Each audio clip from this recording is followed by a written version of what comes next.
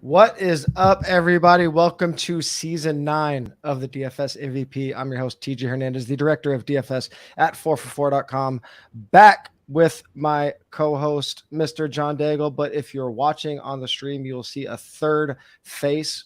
He's the founder of Legendary Upside. He's the co-host of Ship Chasing with Peter Overzet and Ben Gretsch. He's formerly of NBC Sports.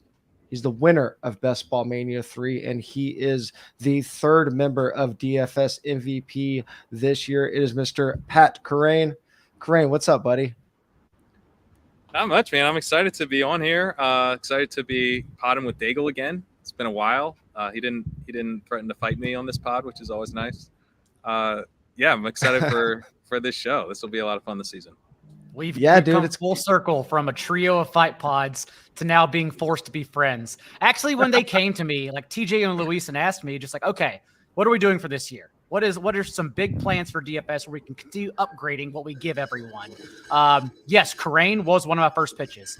Never talked to Kerrane was also an option, but Kerrane every week also a very good option. So we have that down. Really all or nothing with you, huh? Yeah, 100%. And then we also have some other teases. We have some other things that are coming out that I think everyone will be very excited about for the season. Yeah, we got a big one coming for DFS. Before we get into it, I mean, anyone that's been listening to DFS MVP for the past couple of years knows myself and Daigle quite well. If you don't know Kerrane, I don't know what you've been doing in the industry. He got his fame through Best Ball Mania last year by shipping that, but he's been in the industry for quite some time, been doing a lot of work in all realms of fantasy. So Kerrane, just tell the listeners that are new a little bit about your history in fantasy and specifically in DFS. Yeah, I mean, I've been kind of obsessed with fantasy and taking it very seriously since like 2014. Kind of got in through Dynasty primarily, and then I started taking DFS a lot more seriously a few years ago, mostly kind of smaller field, single entry, 3 max type of tournaments, mostly on DraftKings. And I've hit like a couple of small tournaments over there. One in 2020, one in 2021. And so I'm generally like doing more of the hand building type of, kind of more highly correlated single entry type lineups. That's like what I feel like my edge is in and what I enjoy doing the most. And so, yeah, I also, for the last couple of years, have written a weekly preview article for NBC, and I'll be doing that for Legendary Upside. Called The Walkthrough, and it's like kind of game by game preview. It's not like a DFS column exactly. It's because I don't get into like pricing and that type of thing. It's more just like I'm trying to figure out what's going to happen this weekend. So I end up, I think, kind of uncovering some stuff that can be really, really useful for DFS, and often is stuff that might not be kind of in the ether because it's like I'm just diving into the stats and coming up with like what I think, and it won't always be what everyone else is thinking, which can be good, it can be bad, but hopefully, when it's good, it's really good. It's going to be great because, again, this show will feature all of us every single Friday ahead of each weekly slate. And so I will be taking on a tournament article which discusses overview football and good situations we're targeting, but also pricing as a DFS column for all the 4-4 subs. TJ, you'll be handling all the cash game articles and the best way to attack with values there. And then Pat, you'll have your article, The Walkthrough, on Legendary Upside. And then we all come together after those are written on Friday afternoons and discuss it all in one big fail swoop for everyone listening. So I think it's a good combination, giving what Pat plays, what I play, and then TG as a multi-entry person yourself. I think we should have all our bases covered, honestly. Yeah, it's going to be a really good compliment, both on the podcast in between Legendary Upside and DFS MVP. Pat will have this, I believe, on his side as well. Pat, outside of DFS MVP and DFS in general, just tell us a little bit about what you're doing at Legendary Upside. You guys just launched a couple months ago. What else do you have going on over there for football season? Yeah, I mean, if you're listening to this, there's still some best ball drafts to do. So there's lots of best ball content over there, best ball rankings.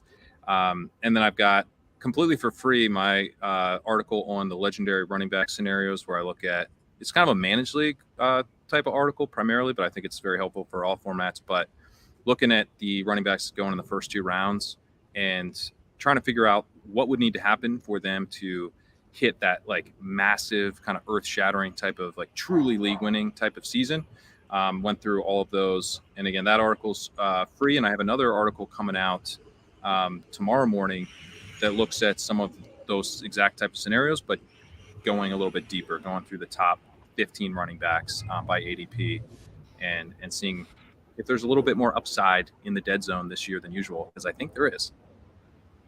Yeah, and you guys still got some high stakes drafting going on in Vegas next week. So before we get into week 1, if you are playing redraft or best ball still, we got some cramming to do, and Daigle and Crane are gonna make sure you guys are ready to cram redrafts in. As always, if you've been listening to DFS MVP, like Daigle mentioned, it will still be bringing you the same top values every single week on the podcast. But the idea of bringing Crane on this year was that we're just going to be giving you guys a much more comprehensive overview every single Friday. Still a little bit early in the week, but to complement that, just like we did last year, Daigle and I will be in Discord every Sunday morning. So make sure you are subscribed to 4for4 to get access to that Discord. And another content note is this year we will be pushing all written content on 4for4 to Saturdays as opposed to Fridays. So it's a day later, but the idea is that we're just going to get you guys the most accurate content possible. And doing that on Saturday is going to help with that a lot. If you haven't signed up for the 4for4 subscription yet and you're watching on YouTube, that promo code YouTube at checkout 4for4.com/plans. That'll get you 25% off the 4for4 subscription. And if you are new to DFS MVP or you're new to the 4for4 subscription, I really encourage you guys to go to the DFS site and check out the Strategy Hub. There's an endless library of evergreen content that'll get you caught up. I think it's really important that you guys jump in there. The idea today was to introduce Crane to everybody and to also just kind of get a general idea of how each of us play DFS to get you guys warmed up for next week. So Crane, you kind of touched on it briefly. You said you typically like to play these 3-max single entry contests. Tell us a little more about contest selection, what sites you're playing on, if you're even playing on multiple sites, the size of the tournament you're playing, and kind of why you lean towards those games. Yeah, generally I've done mostly DraftKings, and I like, I kind of like the full PPR. I think you can kind of correlate a little bit more, because there's like different ways for guys to get there, as opposed to just needing to make sure you get the touchdowns, get there with receiving volume a little bit. And yeah, I tend to like anywhere from about like 200 to, I will play like the Spy, which gets up to, almost 5,000, but that's, I kind of feel like that's like my Millie Maker or something. Like I'm kind of, for sure, getting a little weird with some stuff sometimes. I think the sweet spot for me is like, in the 300 to 500 type of entrance range. But, that the reason for that being, I want to be able to do, a little bit more like, double stack bring back, but also, like mini correlations, throwing in a couple like wide receivers from 2 different teams, that type of thing. And I think those lineups where I'm just trying to get a few things right tend to work better in smaller fields.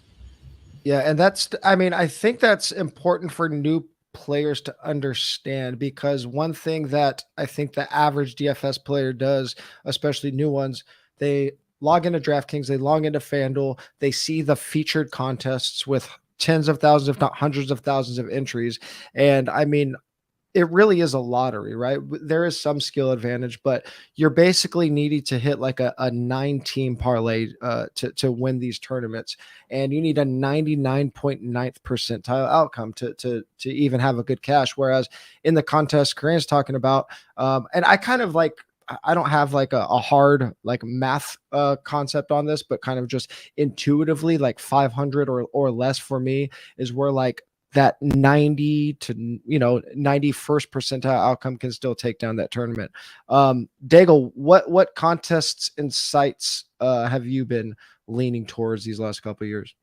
It is some of the more mid and high stakes, larger fields, as Karain was mentioning, is what I personally prefer. I love single entries like the double spy. I love 3 maxes, and like FanDuel. I know not a lot of people may be playing these, but man, those $500 to $750 20-25 man tournaments, they're awesome because all they are just 2v2s and pivots off your cash game lineup. So you'll find me in like the very, very small field streets and FanDuel because I love those tournaments so much. But for DraftKings, I still, like last year on every show, I still talk about the slant, the play action, which is the $3.20 max, because the rake and payout for those are really good for small stakes tournaments. So I do play in those. Now, that goes back to understanding what your goals are, because like I think you should. If your goal is to just have fun, you should play in those every week. I play in those. Yeah. But also, again, I go back to Draft Star and Draft Street. I go back over a decade of DFS, and I've never taken down the play action in my life. So maybe I just keep telling myself it's a great payout, and I just keep paying it and paying the rake. But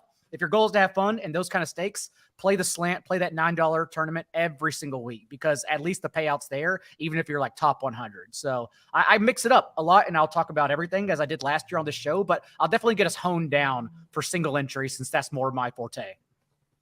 Yeah, these days I'm still dabbling in cash just because I am too much of a nit just to have complete zero returns on a week. So I still got my toes in those cash game waters. It is exclusively on DraftKings now for some of the reasons that Karain mentioned. That full PPR just makes it a little less reliant on touchdowns. But for that reason, I still do like playing the other sites. I still play FanDuel. I still play Yahoo just because you're getting different values. You're getting access to different players that you're just not going to get access to. Ownership percentages especially on Yahoo can just get so out of whack. Same thing with values. So I still like throwing bullets at FanDuel and Yahoo. Yahoo, I mean, you're kind of stuck to these like larger field tournaments. They don't have too much of a small field selection, but like Daigle mentioned, I think it's really important, again, especially for newer players or players that just aren't trying to do this for a living or not relying on the money. Not just like even feature tournaments, but these leagues, whether it be a 25-man league on DraftKings, they have a lot of 100-man leagues, winner take all 100-man leagues. You could take a lot of these tournament concepts and do really, really well in those. So I'm still mixing it up quite a bit, and I'm just always going to throw a couple lineups in large field stuff because I'm a fish. And I opened my Yahoo. I opened my Yahoo account since we're in redraft season. And I saw I had $30 in my balance, and I was like, I don't even remember when I did that. I'm convinced you told me to play some kind of free roll or something that somehow had overlay last year, and I just ended up with money somehow because you were yelling about Yahoo all off season. Unfortunately, my biggest cash over the last 2 years is at Yahoo. So it's just that you hit that one good golf. You hit that one good golf shot, and it just keeps you coming back, right? Yeah. I played a little on Yahoo a couple of years ago. There was like a really small field tournament. I was like 40 entrants or something I was dabbling with over there. One thing I would say is on DraftKings, there's typically like some really small stuff that gets released like right before kickoff that I've messed around with where, you can go, like they might not have, a $100, 100-person field type tournament, but they until like the whole week, but then they might release it, an hour before kickoff after other stuff fills. So I've messed around with stuff like that, especially I think for newer players. It's kind of nice just to dabble with some like really small field stuff because you're going to get like more feedback. It's sometimes hard. Like when I was starting out, it was like hard for me to get feedback in like the big stuff. Like, am I even playing well? I think you're going to get a better feel for that if you at least are dabbling in some small field stuff. Like when the Millie Maker winner last year took it down with Teddy Bridgewater, who was still the backup to Miami at the time, and a double stack. Like, what are you learning? What are you learning from that winning lineup besides all the wrong things? He learned quite a bit. Yeah. He learned. He learned that his process is correct. Yeah. That actually takes me right into the next question. And Pat, you talked about looking at those games like right before the slate locks in. That, I mean, chasing overlay, like I guess that's always kind of important, but it's pretty hard. I mean, that's actually one of the reasons I like Yahoo is because you can find some overlay. But what what do you find in those contests that put, like, let's say the slant, for example, so if it fills, and I don't even know if they do this for the slant, but I'm just using it as an example. If a contest fills 30 minutes before lock, sometimes they'll just release a brand new contest. It'll be way smaller, sometimes a lot better structure. And I think a lot of times, just a lot of the sharps, the people that have allocated all their money, like they're done setting their lineups, they're done entering games. So I think you could get some pretty soft fields in that, especially in week one, when, like, in theory, the most dead money is on the site. Is that kind of what you found when you sign up for those like last second contests? Yeah, generally the payout structures are like flatter, and Yeah. so you're not going to get like a ton of upside by entering those types of contests. But yeah, I mean, I think they, like, if you just think like who's, like, what's likely to be in here, it's probably like I should throw my cash lineup in something, or I don't really have room for this lineup, so I'm going to find something to throw it in, but it's not my favorite, but I don't want it to go to waste. It's like stuff like that, probably. I mean, just logically. So I've done okay. Just like, like it's kind of like been the type of stuff that's been week savers, or it's just like, I didn't fully eat it this week because I threw in that. I threw in that like Herbert triple stack in a 100 field, and it came out okay. Yeah, Dago, are you doing anything similar? Like, one thing that we talked about a bit last year is like getting off of the main slate, playing early only or late only slate. Are you dabbling in those at all, or playing like any funky slate for that matter? Thursday to Monday, Sunday to Monday, all day Sunday, anything like that? No, but I support doing that. I know you do a little bit of that, and it's literally I do a lot of that. Yeah, it's only because of my obligations. Like, I'm literally taking notes during the first slate of games, since we have the recap show on the Most Accurate podcast the moment the games end. So no, I just can't do anything else. I have to focus solely on the main slate, because then I get right into late swapping for the afternoon, and that's as far as my attention goes. Yeah, late only is tough for all the reasons you mentioned. If you're playing main slate, one thing we talk about here ad nauseum is still probably the biggest edge in DFS is implementing late swap. So a lot of time leading up to that, those afternoon slate, I'm playing a lot of late swap. And then also afternoon only can range anywhere from 3 games to 6 games. Like a 3-game slate, I'm not excited about. 6-game slate plays more like a full slate, but I am prone to play a lot of early only slate. One, you're just not getting like accurate ownership projections, if any ownership projections at all for it. Like, the popular guys are still going to be popular, but you're just going to get just some ownership things that aren't accounted for. And back to the point Karain made in entering those last minute contests that get posted, if you're playing these different slates, you're just going to get access to guys that you're not going to get in your main slate, especially if you are playing a lot of single entry or 3-max. Your player pool is only so big, right? And if you take out that second half of the slate, you're just going to get some lineups that you aren't going to have exposure to. Again, maybe not have that complete dud of a week. And I think it just makes it more fun. It just gives you some different action, different thought exercises. So I do think it is important. If you have the time, if you have the bankroll, play some different slates. Do you think, based on the way things went last year, let's say someone is optimizing or allocating $50 to it, and they're playing half in cash games, do you think 25 head-to-heads or $25 50-50 payout is better?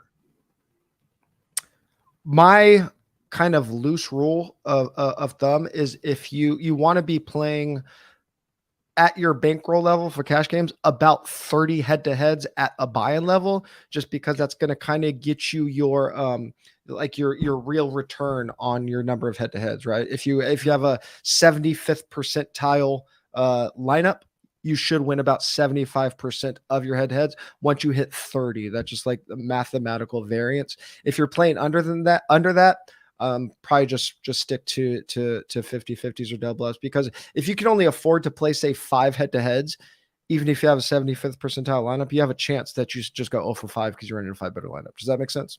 Yeah, of course. Yeah. Asking for both myself and our friends. Yeah. No, for sure.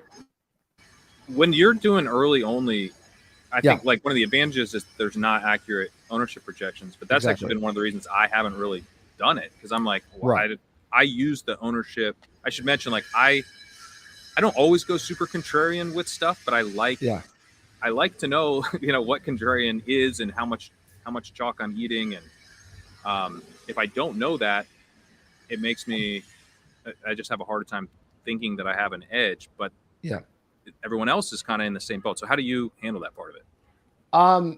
Anecdotally, what I've noticed is that the guys that we think are going to be chalk on that slate get super inflated. So I kind of like fading them more. And another thing that I like doing on these slates is going after some of my super contrarian stacks, because sometimes it just doesn't ever make sense to get to those if you have 4 or 5 games that are just projecting so well. A lot of times it's just going to make sense to stay within those games for your stacks and get contrarian elsewhere. Where on these shorter slates, say, I don't know if I might be wrong on week 1, but say only Lamar is the guy with a big number on that slate. It makes it way easier for me to get away from Lamar, because you only need him to miss. So lets me get on some of those contrarian stacks that I might not go for on a full slate. Oh, we get not to get into week 1 talk till next week, but we got Anthony Richardson and Shane Steichen apparently pulling plays from a high school playbooks. Like, we're looking at a 15 carry quarterback in week 1 outside of Lamar. All right.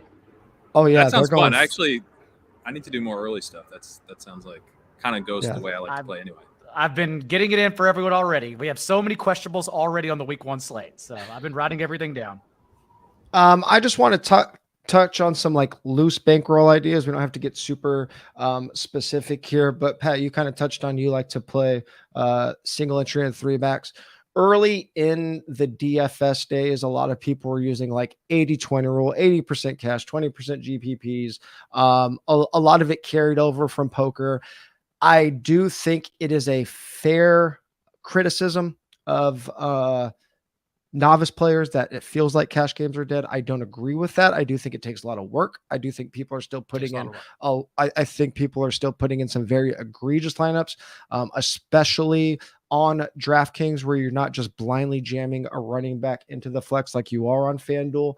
But what are your kind of thoughts on how you manage your bankroll? Again, not just necessarily from like a hard numbers perspective, but like just maybe even just like the psychology of being a GPP only player, which I think is a lot more viable these days. You just maybe have to have a lot less money in play than you might have if you are a cash game player.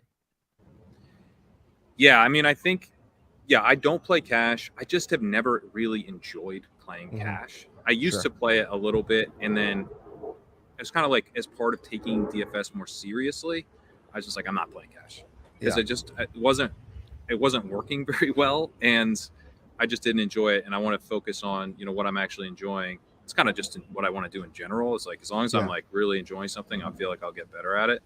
And just then kind of specifically focusing on certain types of GPPs as well to try to dial that in. I generally try to play like roughly the same amount each week, although I'll kind of dial it up and down some, and it's like sort of reflects like how many spots I feel really good about, or if there's certain angles that I feel like I have an edge on in that particular week. Will you adjust crazy, but will you adjust that kind of based on like your read of the week? Like if we have some crazy, like I've always kind of said, like if salaries are crazy loose, like you probably are more likely to play just like a heavier GPP mix, or maybe more GPPs, just because it does kind of turn into a pick 'em when salaries are that loose. And this is like assuming you're playing like some kind of cash GPP mix. Or is it like if there's an edge in like the games that are offered? What might you see in a week that might make you say, I'm playing a little more this week than I might a traditional week? There was a couple spots like last year where I had a different feel for, what a team might do. Like a couple times I thought the Eagles might really pass a lot, and they did end up passing a lot. The first time it didn't matter. Like AJ Brown went off, and it still didn't matter because he was like expensive, and he wasn't really a part of the winning lineups. But things where I'm like, the field really feels like these are the games to target, and I feel like there's actually some other games that are really good to target. Well, that's week 1, buddy. That's all in week 1. Yeah, week 1's hot. It's hot. Yeah. So that You're that would saying generally you're be saying what you're drives not it. gonna like the Commanders chalk. Is that what you're saying? I don't think think they'll be it's playing Commanders chalk. yeah. I think Ravens chalk as well will be pretty heavy. Yeah. But again, this is not a week one show. Lots of thoughts already though. Dago, kind of along the same thought process.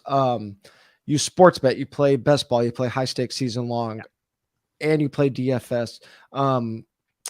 Obviously, most casual players aren't playing as much volume as you across all offerings, and a lot of players are just like, I got 10 to $100 to throw at DFS. That's what I'm throwing at it, not thinking about it that much. But for those people that are like kind of trying to have some kind of discipline, they're playing all these different things.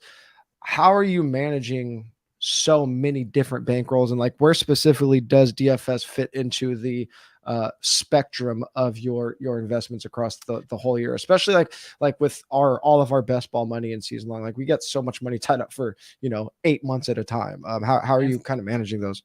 And season long, I still think is softer. Not that it doesn't require just as much work, but season long, there's still a lot more ways and lots more outs where anything can happen in one slate in DFS. And that's kind of what you have to prepare for. I think everyone that joined in last year, which was my first year as well, eventually started, like we all got used to each other along the way.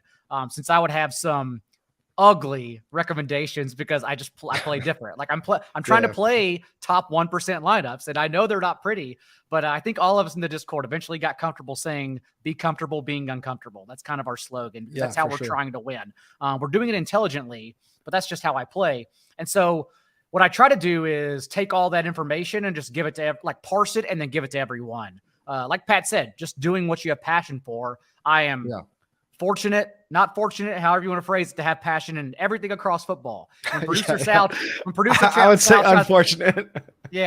When producer Sal tries to box me out for a March podcast because it's about the draft, I'm like, no, like this is all about fantasy football. It just has to be parsed correctly. I genuinely have passion for it all. And so I hope I bring that to the Discord to everyone every single week. The fact that I'm aware of all the lines, all the prop bets, all the season long bets, all the professional bettors who are moving totals. I think we have a thumb on all of that. So that's why I get excited. And I do understand the volatility. So getting back to the question and about my bankroll with DFS, I understand it's volatile, much more volatile even than sports betting. So I would actually just be wary. And especially as a turnip player like myself, I am being more gentle and I'm being softer. As they say in stocks, sell until you sleep. Like if you're actually going to bed worrying about it, don't be that person. Don't get there. Just sell until you sleep. Yeah, that's really like we just playing within your means and understand what your goals are. And we do have huge content on that at 4for4. I'm going to stretch you a little bit thinner, Daigle, outside of all of that stuff that we talked about. And this does still fall under the DFS umbrella, depending on what state you're in. Are you playing any of these other alternate DFS games or sites? Underdog and best and Prize Picks have Pick'em. Which is basically parlays, but you have things like fantasy points offerings on those sites. Also, like Underdog weekly snake drafts. I actually think there's probably an edge in those. I just haven't dug into them. I think there's an edge in those too. I want to do that more this year. So both of you guys, what alternate games are you interested in, or do you think we should be dabbling in?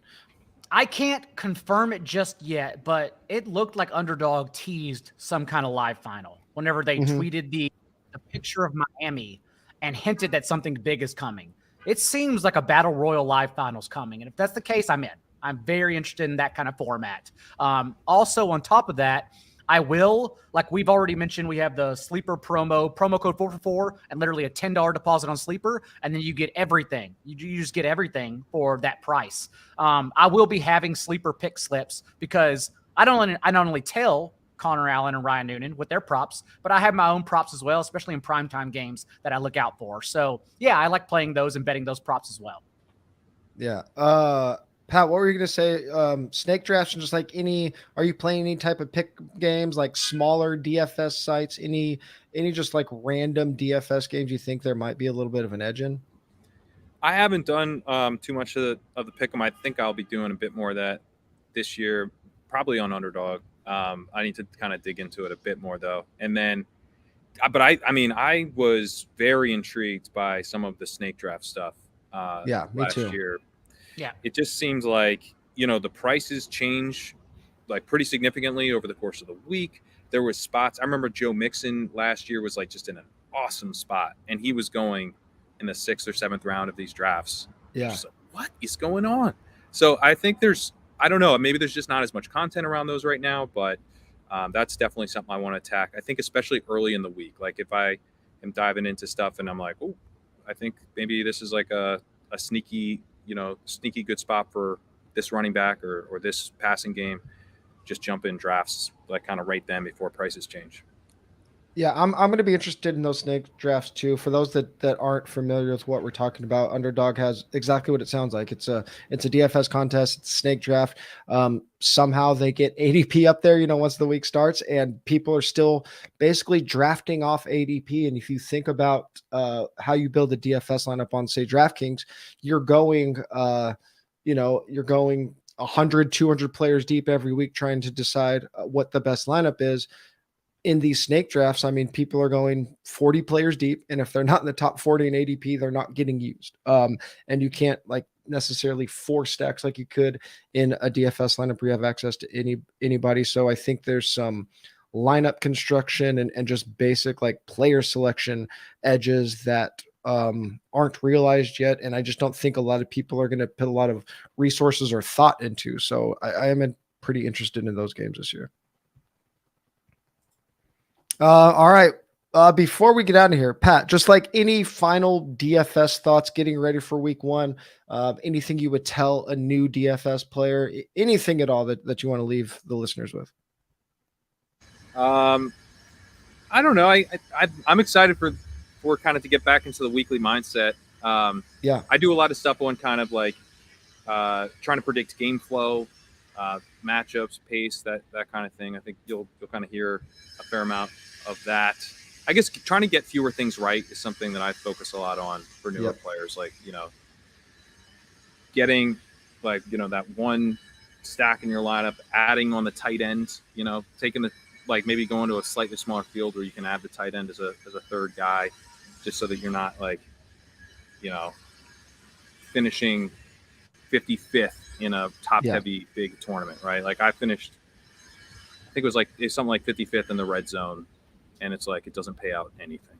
And if you can just you like 3 extra money even though everything's green. Yeah. Yeah. I mean, and that's what Daigle was talking about with being uncomfortable. Like, especially again, if we are going to be playing a lot of tournaments or exclusively tournaments, we are looking to win their tournament. And that's like your season, right? Your season is probably a lot of losing weeks, a couple break-even weeks, and like that one big spike week. Like that's what we're looking for. Maybe, hopefully 2, maybe 3 if you're really lucky. But that's what we're playing for. We're not playing for 55th in the end zone or the red zone. We're playing for first. Daigle, any last thoughts before we officially kick it off to week 1? Samson mentions the 222 on FanDuel. That's another one of my favorites. I won that just 2 years ago, the Tyler Huntley week 15 against the Packers. Whenever he had the high ceiling, and then you just ran it back with Alan Lazard because everyone else chose, was Devontae Adams? I can't remember now. Anyways, though, get some rest because the grind starts on Monday. How about that? The football gods gave us the sun this weekend, so everybody go outside and don't worry about it, and then come back on Monday because the work begins. Says the guy's going to Vegas to do a bunch of drafts. And says the guy, I have to waiver wire week 1 comes out Tuesday morning too. So like, I'm just going to go to the brewery right now, pass out early, and then start it tomorrow. Yeah, that's the move. Some people in chat asking about smaller contests. I mean, just get out of the featured lobby on any site you're playing on. Go to the leagues. You'll find some smaller contests. My big thought for this year is, especially with this trio we got going on, is just really trying to get away from the group speak. We have really good processes at 4for4. We have really good processes with us 3. Again, not just being contrarian for the sake of being contrarian, but after all of the research and understanding what our reads are, kind of sticking to those reads and not letting outside influences influence those things. And I think that is a way to be contrarian. If you have a read and it goes against the public, that's probably a really good thing. And like Pat said, those are those weeks where we want to trust those and go heavy. So that's going to be my big focus this year is focusing on the process we have at hand here and hoping that leads to some riches.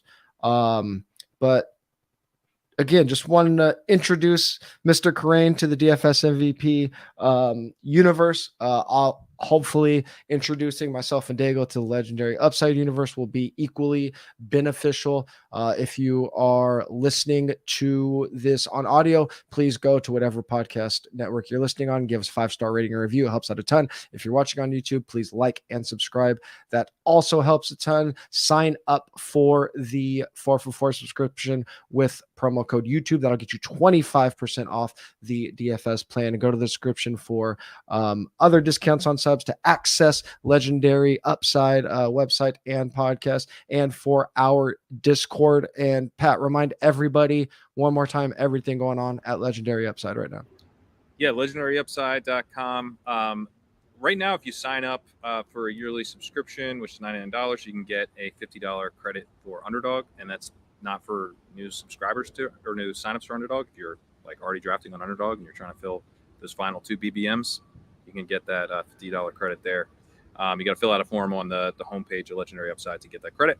But yeah, best ball rankings, and like I mentioned, another article coming out on the legendary scenarios for guys like Breece Hall, Travis Etienne, Ramondre Stevenson, Joe Mixon, looking what would have to happen for them to absolutely smash this season, which I think is just such an important thing when you're taking on the risk of running backs in those, still pretty early rounds, right? Round 3, round 4, you still want to be swinging for the fences there. So that'll be the next article coming out. And then I'm going to have the walkthrough coming out every week this year. So you can dive in there, and, we won't be able to get to everything on this show, although it'll be informing a lot of my takes on the show. But there's going to be a lot of really in-depth information on each of these games over the course of the season. Yeah, the second that Legendary Upside newsletter dropped, I would subscribe because I'm trying to join Karain atop that BBM mountain. Hopefully, one of us will be back up there. As we mentioned, every week DFS MVP podcast will be on Fridays. Week 1 will be a little funky because these guys are going to be in Vegas, just crushing souls out there. So we'll keep you guys updated on week 1 happenings. But after that, every Friday we will be right here. Every Sunday, Daigle and I will be in the 4for4 Discord. Make sure you're following us all on X/Twitter to keep up with everything we got going on. Karain is at Pat Karain. Legendary Upside is at Legendary Upside. Daigle at Not J Daigle. 4for4 Football is at 4for4 Football. I'm at TJ Hernandez. We'll talk to you guys next week.